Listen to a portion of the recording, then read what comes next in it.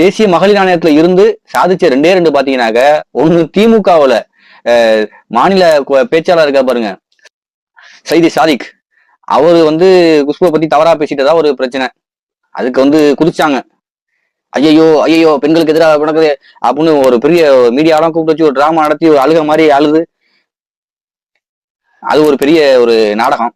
ரெண்டாவது பாத்தீங்கன்னாக்க சிவாஜி கிருஷ்ணமூர்த்தி, அவர் குஷ்புவை பத்தி தவறா பேசிட்டாருன்ட்டு மேலே எங்கேயும் குதிச்சாங்க, அதுக்கு ஒரு டிராமா. அடுத்து பாத்தீங்கன்னாக்க மன்சூர் அலிகான், அதாவது இவங்க புடுங்கின ஆணி எல்லாமே பெரிய பெரிய ஆணி, பெரிய பெரிய ஆணியா புடுங்கினாங்க. அதனால இவங்க மகளிர் ஆணையத்துக்கு முக்கியமானவர்களா இருந்தாங்கன்னு எல்லாரும் பேசப்படுது. இவங்க பதவி ராஜினாமா பண்ணதுனால இந்தியாவுடைய பொருளாதாரம் பங்கு சந்தைகள்ல பல சரிவுகள்லாம் ஏற்பட்டிருக்குன்னு நீங்க எதிர்பார்க்கலாம். அதெல்லாம் ஒண்ணும் கிடையாது. இவங்க புடுங்கினது எல்லாமே தேவையில்லாத ஆணி தான். அதனால